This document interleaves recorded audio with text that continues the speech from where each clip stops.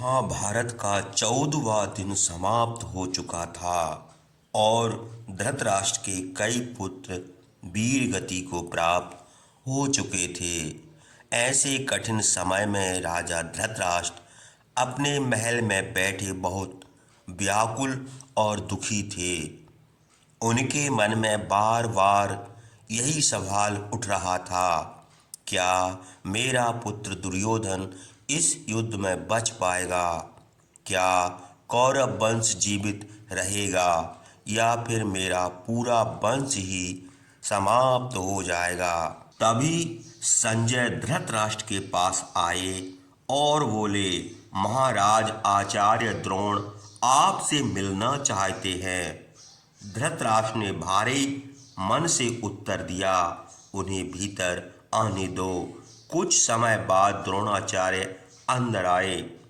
उनके चेहरे पर अजीब सी शांति थी, मानो वो कोई बड़ा सत्य जानते हो। राष्ट्र ने धीरे स्वर में कहा, आचार्य आज का युद्ध बहुत भयानक था और मेरे तातश्री अब बाणों की शैया पर हैं। उनका शरीर इस युद्ध की आग में झुलस रहा है और मैं कुछ भी नहीं कर पा रहा हूँ। इतना कहकर धृतराष्ट्र कुछ पल के लिए मौन हो गए। फिर धीमे स्वर में आगे बोले, आचार्य क्या कौरव यह युद्ध जीत पाएंगे? क्या यह युद्ध मेरे पुत्रों के पक्ष में रहेगा या पांडवों के पक्ष में? द्रोणाचार्य गंभीर स्वर में उत्तर दिए, महाराज यह सवाल आपके लिए आसान हो सकता है, लेकिन इसका जवाब देना मेरे लिए कठिन है। धृतराष्ट्र ने गहरी सांस लेते हुए बोले, आचार्य मेरे पुत्र दुर्योधन को आप पर पूरा भरोसा है। उसे लगता है कि आप ही उसकी उम्मीदों को पूरा कर सकते हैं। फिर भी मैंने सुना है कि आपने पांडवों पर हमला तो किया, लेकिन उन्हें मारे नहीं, जबकि वे उस समय असहाय थे। इतना कहकर धृतराष्ट्र कुछ पल के लिए मौन हो गए। फिर गंभीर स्वर में आगे बोले, आचार्य क्या आप दुर्योधन के पक्ष में नहीं हैं? द्रोणाचार्य गंभीर स्वर में उत्तर दिया, महाराज मैं दुर्योधन के पक्ष में हूँ, लेकिन अब मुझे सत्य को छिपाना नहीं चाहिए। सच तो यह है महाराज कि मैं पांडवों को मार नहीं सकता। मैं दुर्योधन के साथ हूँ, लेकिन मेरे ऊपर एक बड़ा ऋण है जो बरसों से मेरे हृदय में बोझ बनकर बैठा है। यह सुनकर धृतराष्ट्र चौंकते हुए बोले, आचार्य यह ऋण किसका है? द्रोणाचार्य शांत स्वर में बोले, यह अर्जुन का ऋण है। मैंने उसे केवल धनुर्विद्या ही नहीं सिखाई, बल्कि अपना सब कुछ उसे दे दिया। मैं उसे अपने पुत्र से भी बढ़कर मानता हूँ। इसलिए एक ब्राह्मण अपने शिष्य के रक्त से अपने हाथ नहीं रंग सकता। धृतराष्ट्र व्याकुल होकर बोले, तो क्या इसका मतलब यह है कि आप पांडवों को जीवित रहने देंगे? तो क्या मेरे पुत्र की वीरता इस युद्ध में पांडवों के सामने टिक नहीं पाएगी? द्रोणाचार्य गंभीर स्वर में बोले, महाराज एक और रहस्य है, यह भी आप जान लो।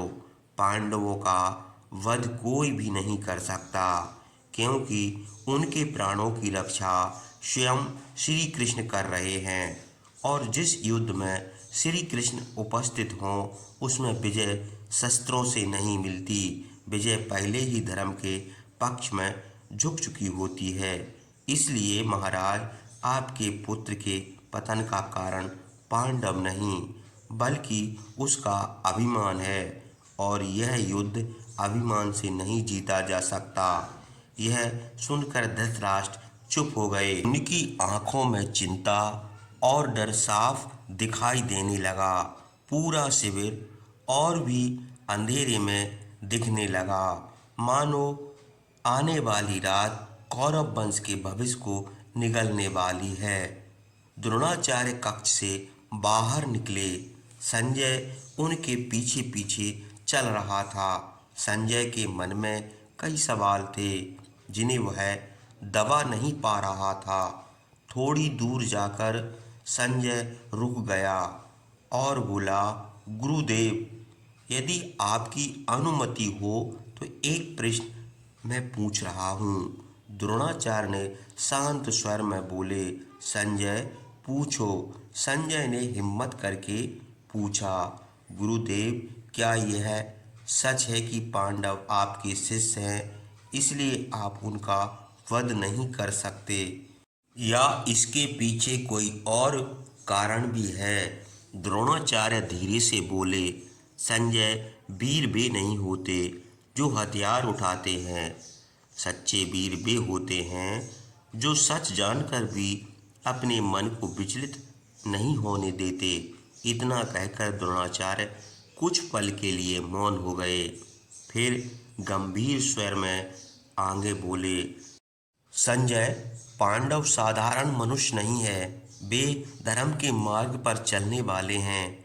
उनके साथ एक ऐसी शक्ति है जो दिखाई नहीं देती लेकिन बहुत शक्तिशाली है। संजय ने धीरे से पूछा, आप श्री कृष्ण की बात कर रहे हैं?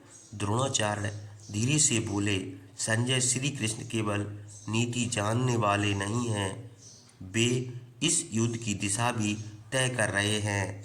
जहाँ श्री कृष्ण खड़े हों वहाँ मृत्यु भी पीछे हट जाती है। इसलिए जब तक श्री कृष्ण इस युद्ध में पांडवों के साथ हैं, मैं तो क्या देवता भी उनके सामने असहाय हो जाएंगे। संजय गंभीर स्वर में बोला, गुरुदेव, तो क्या यह युद्ध पहले से तय था और कौरवों का विनाश भी तय है? द्रोणाचार्य ने शांत स्वर में बोले, संजय, मनुष्य युद्ध लड़ सकता है लेकिन जीत ईश्वर के हाथ में होती है और ईश्वर हमेशा धर्म के साथ होते हैं। कौरवों के पास वीर योद्धा हैं लेकिन धर्म उनके साथ नहीं है, और जहाँ धर्म होता है वहाँ श्री कृष्ण स्वयं मौजूद रहते हैं। संजय धीरे से बोला, तो गुरुदेव, कल आप रणभूमि में क्या करेंगे? द्रोणाचार्य धीरे से बोले, संजय, कल का दिन मेरे जीवन का सबसे कठिन दिन होगा। मैं पिता भी हूँ, मैं गुरु भी हूँ और सेनापति भी हूँ, और जब कल मैं युद्ध के मैदान में खड़ा होऊंगा तो एक वचन, एक साप और एक सत्य, इसमें से कौन मुझे बांध लेगा, यह मैं खुद नहीं जानता। संजय डरते हुए बोले, गुरुदेव, क्या आपको अपने आसपास कुछ अनहोनी का आभास होता है? आचार्य गंभीर स्वर में बोले, हाँ संजय, मुझे अपने अंत का आभास होता है, लेकिन मेरी मृत्यु से पहले एक ऐसा सच सामने आएगा जो पूरे युद्ध की दिशा बदल देगा। संजय घबराते हुए बोला, कैसा सच गुरुदेव?